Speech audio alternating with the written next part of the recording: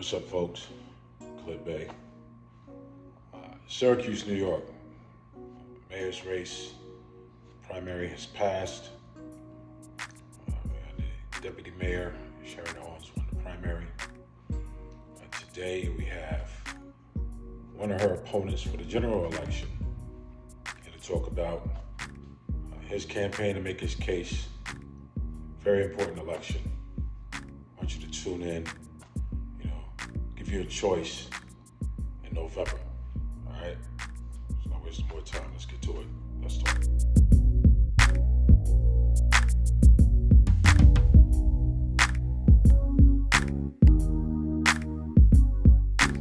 All right, welcome to Let's Talk, Khalid Bay. And today we have a guest, Mr.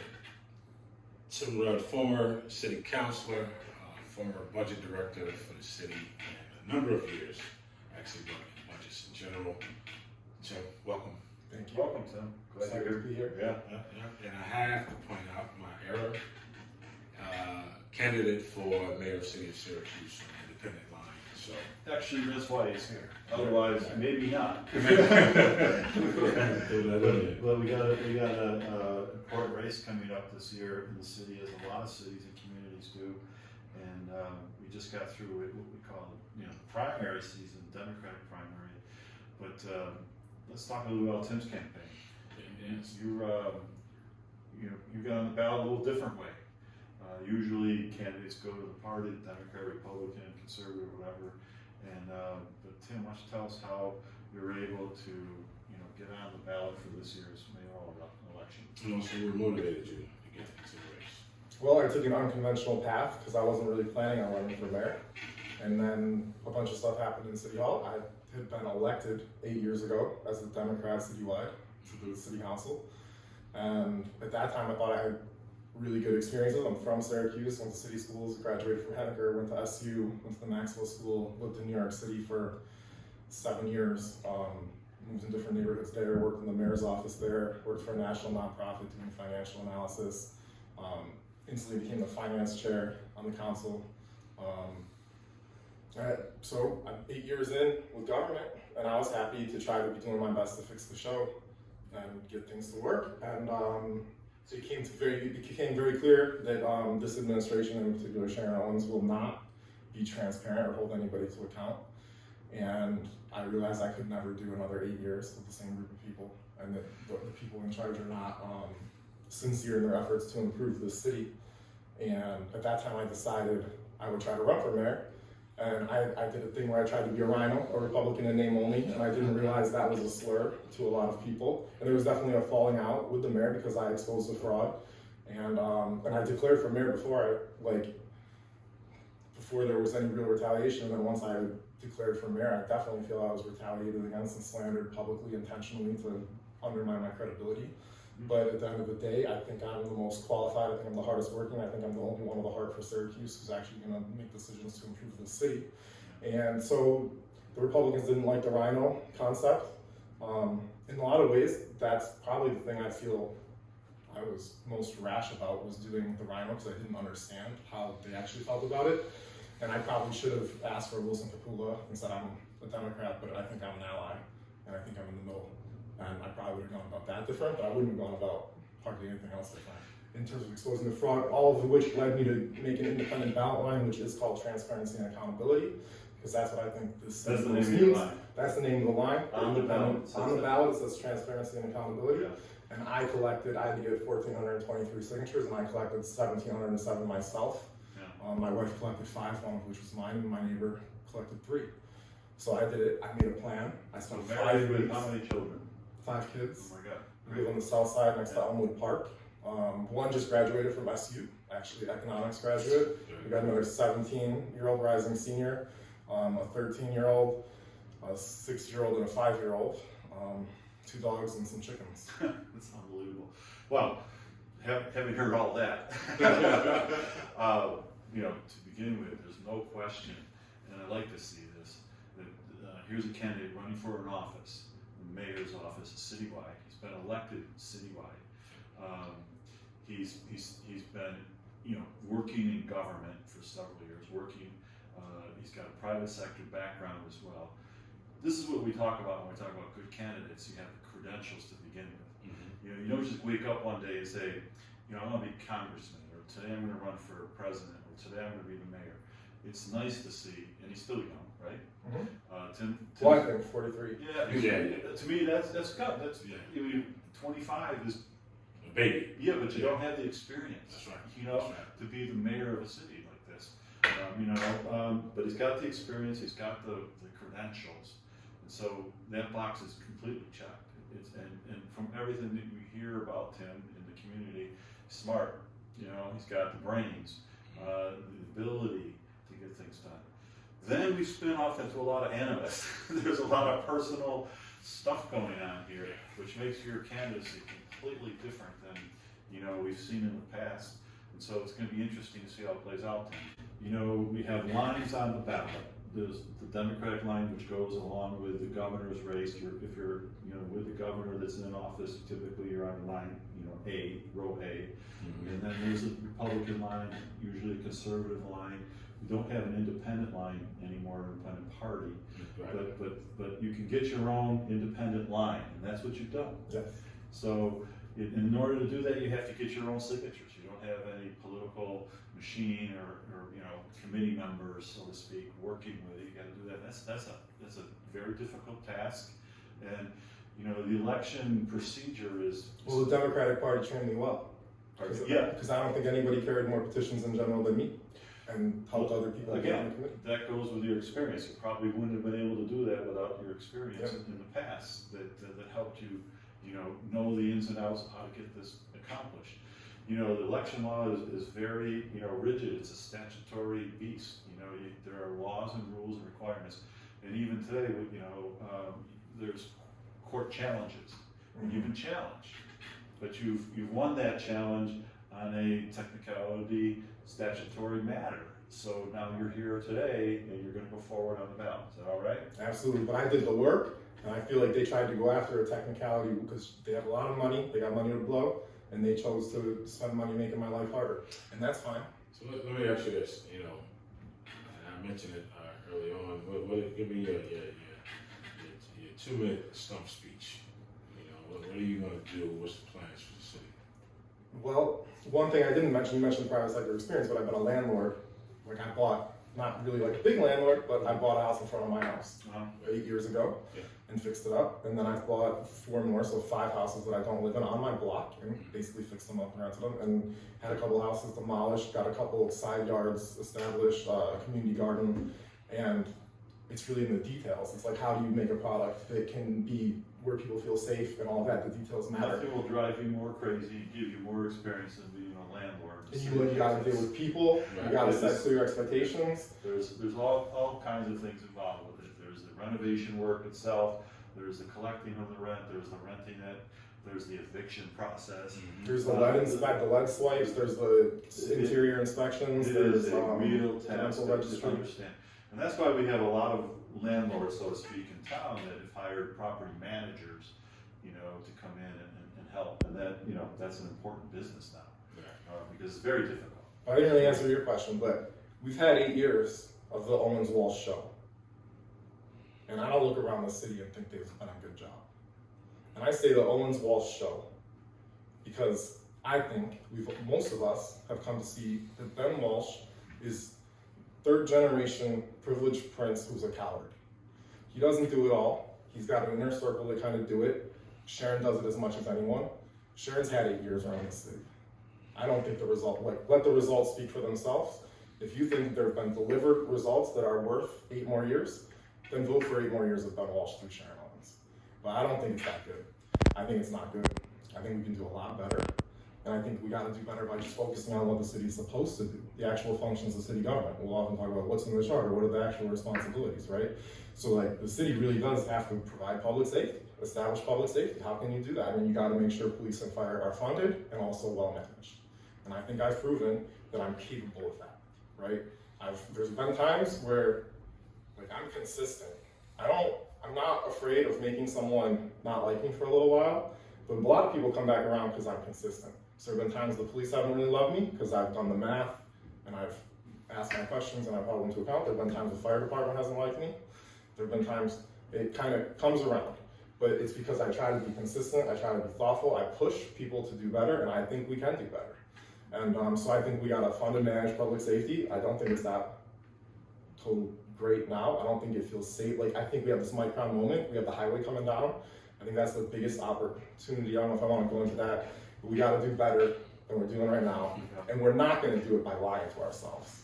Like, I think the Owens-Walsh show is one that regularly lies to the people, probably to themselves, and as a result, they can't acknowledge where we're at moving forward. So we don't get the progress that we should have. Well, you clearly lump Sharon Owens in with Ben Walsh, and one thing we have to say is we appreciate your candor and your forthright discussion. You're not one to mince words, and your position and your passion for this and your upset comes out clearly in your answers and your demeanor and so forth. But we also have Tom Babylon running. We have Alfonso Davis is also online. So it looks like there'll be four candidates that the voters will have to choose from. How do you distinguish yourself in November, and how do you see the electorate breaking down, given that you're not a major party, you're not the Democrats, but the Democrats traditionally in this town, have the advantage clearly in a citywide election?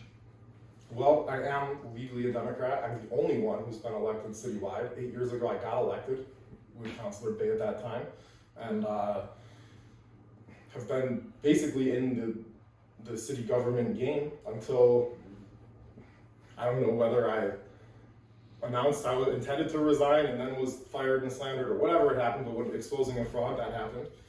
And so basically I think I'm the one who's qualified to run the city. Like, I was elected citywide. I'm born and raised here. I'm a Syracuse City School graduate. Alfonso and I are the two Syracuse City School graduates in the race.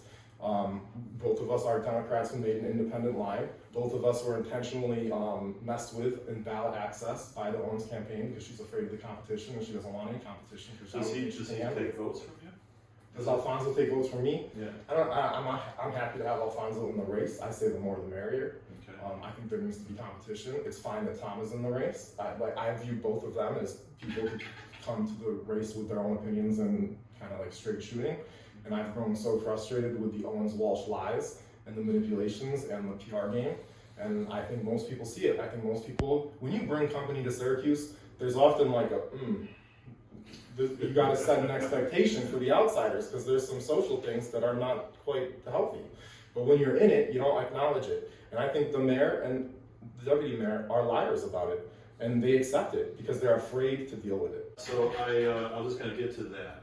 So without giving us your secret sauce, or you can if you want.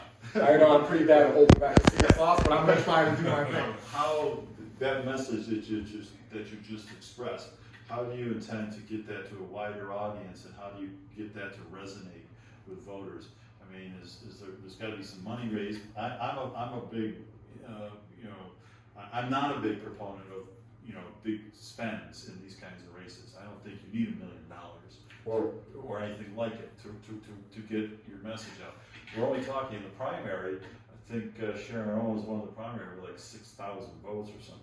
Or was it 8,000? 4,700 votes. Which is like 301 to 1 either. Yeah, so how much money do you need to get? Because in general, you're looking at probably, what was Ben's numbers the last time? Maybe 8,000, 10,000? Yeah.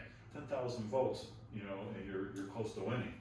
So how do you manage how much money you need, and how do you get that message out to get that number of votes? I agree the money is not going to win, and the money is largely on the table. The money has placed their bet on Sharon and Walsh continuing, because that's that team. That's the third generation ruling class of Central New York. You know what you're going to get. That is Sharon. Okay, it's the Owens, Walsh, 8 years. You want 8 more years of it. I don't want 8 more years of it. And I think it's either I have to catch fire. And I've caught fire now a few times. So it can be good fire, bad fire. I got to learn how to control the fire. But I think the money won't win. the signs won't win. And I do think it's a combination of social media, which I love, hate, probably hate, love, hate. Because like, I would honestly prefer to just spend my time with my family and my kids and not have the social media. And, but I recognize it, and I've got a strategy on that front. And I think I've got the heart, I think Syracuse's heart. I got fresh ideas that have definitely been ignored. Because I've been sharing ideas for 8 years, right? And they did get ignored. And like every council session I ever had with the mayor, I shared every idea to the point we used to be like, Rod, you guys Did you show guys up. serve together at the same Yeah, time? we did. We did. And then you just qualify from asking more questions. Well, you know, here's the thing. You made an emphasis on public safety. Yeah. You know, do you see that as the most pressing issue? You know, in the city. The most pressing It's not what issue, it I is. see it as like like as a landlord, I think you have to cultivate this environment where people feel safe and where it has the appearance of orderliness, and then you can attract other people who want orderliness and everything. So I think DPW plays a huge role in that. So like one thing, I think the trash reforms in a lot of ways have made some neighborhoods nastier than what was already nasty because a lot of people can't handle the carts. Because if you have a single family house with a whole bunch of people in it, you can't fit it into one cart, and now they won't pick it up. They don't pick it up for a week. You stack it on the side of your house. You don't got a truck. You don't got a trailer. You don't take it to the dump. You don't want to spend the extra 30. You stack it. I dealt with a few neighbors who are owner ops who couldn't handle it. But I think you got to split DPW into 2 departments, and you do it with the charter because we've had 8 years of Owens Walsh, and they don't follow the charter. They don't care about the charter. When they make changes, they make them unilaterally, and they pretend they don't have to change the charter.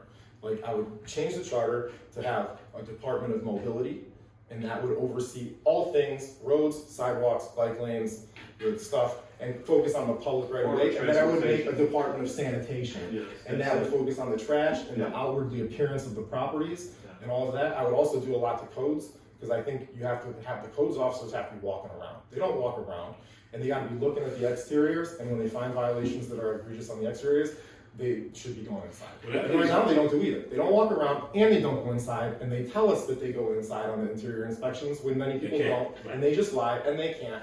Yeah, codes is a big problem, but I would maybe disagree with you a bit that I think the bins have been a huge benefit. Good, I would do the bins. Because of the uniformity, because you don't see trash sticking out all over the place. However, you're right. If you have an extra bag, they gotta take it. So what they gotta do is maybe get extra bins for people so that you can put out 2 instead of 1. But it is a much better solution than. The bulk pickup's a challenge too. If you call, hey, I got a mattress and a box spring. Yeah. Okay, you gotta set out the mattress 1 week, the box spring the next week. Really? Yeah. Just take them both. Right. Or So there's gotta be some tweaking with the DPW. Be reasonable. But that, so you made a statement though that it jarred a particular. Rob made a reference to my bias because I was on the council as well. But it's that institutional knowledge, right? Of course. Yeah. And so when you spoke to the idea of unilateral decisions, and you know this was a big pet peeve of mine, and that is referring to the returning of the power back to the people, which happens with the council being able to effectively stand its ground in accordance to the charter rules and municipal home rule.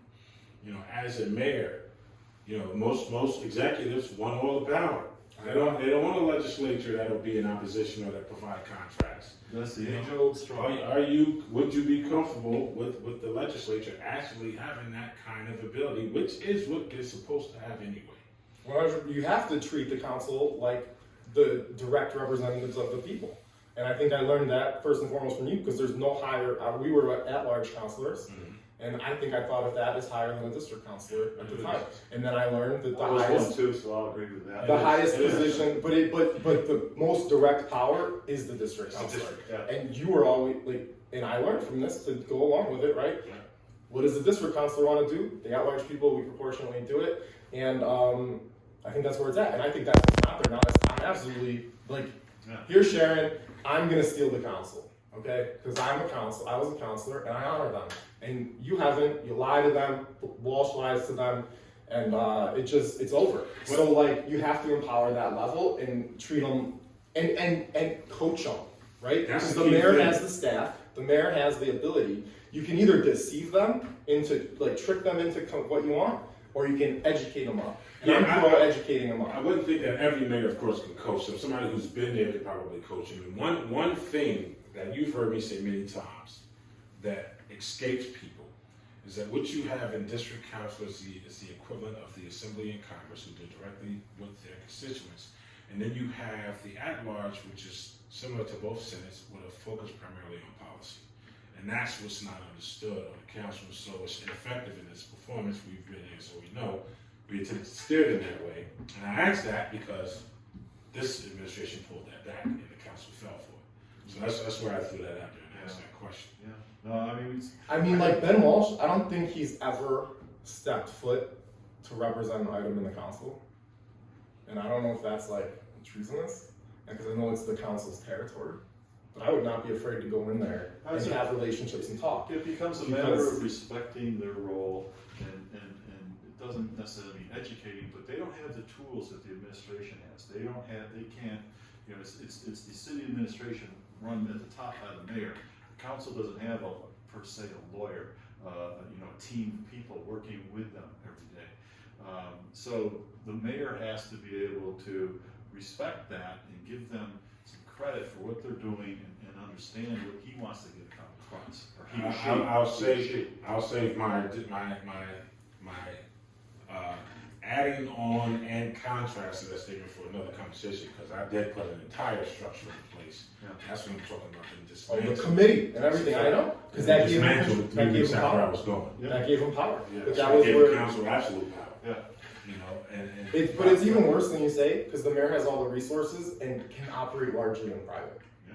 And the council has none of the resources and has to operate in public, That's right. and then gets slammed if they have like a little side conversation. So let's say for that not being Tim public. Rudd, as a mayor, is going to be the kind of mayor that works with the council and 100%. in almost a co-equal branch of government kind of thing. Even though it's not, it's in almost like that, with the full respect that the council is in. So that is a distinction. And I'm gonna have to buy in, because I think you gotta go early. You gotta talk, what do you need, how do I help you get in? But it is equal, because the mayor's power is in discretion. That's it. Right? The mayor can't, once the council assign money, take that money and use it for no other reason. Right. He or she could allow it to exhaust or roll back into the general fund, but they can't reappropriate. Right. Only the council can do that. The mayor can't unilaterally exercise powers, you know what I mean, as unfortunately tends to happen, that are essentially powers of the legislature. So it is a balance, but you need a council that is aware of that in order for that balance to be achieved. You need a council as well. Yeah, that's a fact. One of the other things I think that the mayor, especially in these times, the mayor needs to focus on and become is really an advocate for the city as a whole. I agree. With other levels of government. Absolutely. We need a mayor that's willing to travel all the way. There you go. Travel to Washington, bring the congressmen in here, bring our assembly members into City Hall, That's right. and bring the county executive together. But that's got to all start with the mayor. Then you take that to the council and say, this is what we'd like to see happen. How do you guys feel about this? What do you think? But the mayor has to be the face of the city, and in an outreaching way. Because cities don't function on their own. Cities don't function in a vacuum, and we need a mayor that's able to be outward looking and outreaching to other avenues and other businesses and businesses in particular, but also other branches and forms of government, you know, levels of government. Most strengths become weaknesses. I definitely come to things with ideas, and I come with a passion for Syracuse and a belief we can do better. And I've worked like in big city government in New York. I've worked for nonprofits that get a lot of money from the federal government and from philanthropy. I've been at the seat of a lot of like attracting investments from the Bloomberg philanthropies and stuff, because they like the way I speak, they like the way I think, they like the way I follow through. I think I would have unprecedented access to green resources, and forget the extending the pain of the Owens-Walsh regime. Like, we do have a moment, right, with the highway coming down, but I do think we have to have, like, in a way, I think the strategy they set out wasn't a great strategy. I think they set out a strategy that depended largely on the housing authority, and it was largely not real, because they didn't ever have the money. They were like, we're gonna demolish and rebuild everything, and they didn't have the money, and it requires federal partnership, and we're in a place where we're unlikely to get that type of federal partnership anytime soon. But the highway's coming down. I think the key for us is we have to connect downtown and the university so it doesn't feel like two neighborhoods anymore. It's gotta feel like one urban core, and if we can do that, that means the dense development's gotta go around Almond Street and East Genesee Street, fill it in. This concept of student housing should go away. We need just housing downtown, and downtown's got to be the best place to be. And then that's got to create demand in the inner ring neighborhoods to kind of fill in where people go, oh, there's opportunity here, I'll buy on the edge and have proximity to that. And with the Micron thing, I think all the suburbs rightfully are like, we don't want our suburban lifestyle compromised. We don't want that dense development. We don't want more development. They're going to be NIMBY on steroids. And we should activate that. We should work with the county executives and say, hey, go defend them and help them be NIMBY and get the development downtown, because that's what we need. And we need people with resources coming into the city to lower the percentage of poverty that's in the city. And I think getting more, we used to have 100,000 more people. There's no reason we can't add 20,000 in the next 8 years, or 100,000, however many, if we really catch off, and without displacing anyone. And I think when you bring people from outside who have resources to spend, they open businesses, they renovate apartments, they renovate houses, creates opportunity for the people who are here. That's what we need. That's how people can get better housing, is by earning more money.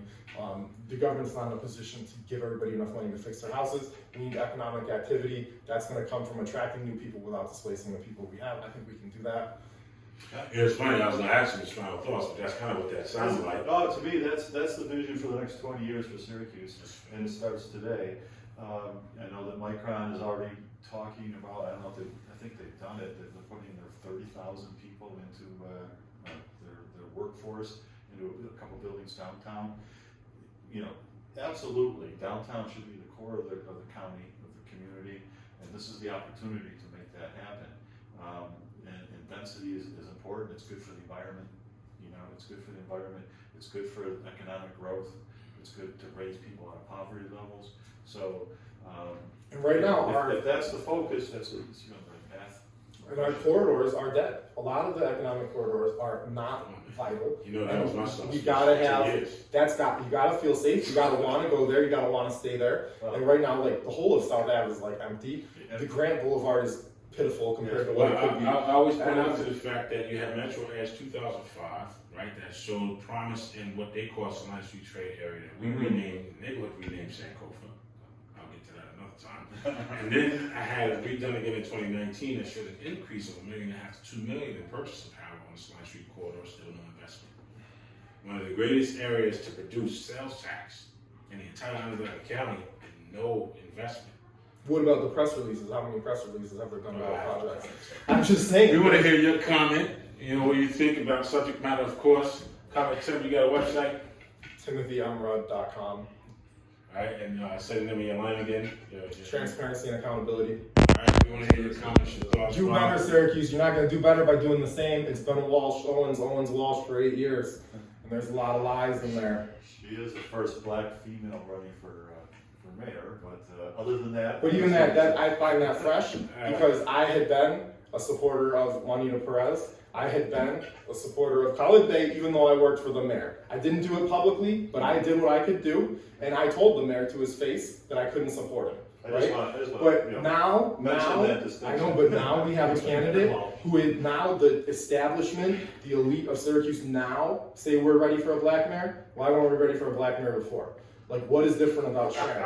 It's because she is the Owens-Walsh regime, and the Owens-Walsh regime has been here for 3 decades. They got a lot of power and a lot of establishment interests. Tim, you got a lot going on, a lot going forward. Knock, knock. The social media is going to pop off in a while, but knock, knock, I'm coming to your door. I wish you beauty and grace in your campaign. Thank you. All right, like, comment, subscribe. Rob, Let's Tim Rudd. see you Next next time. time.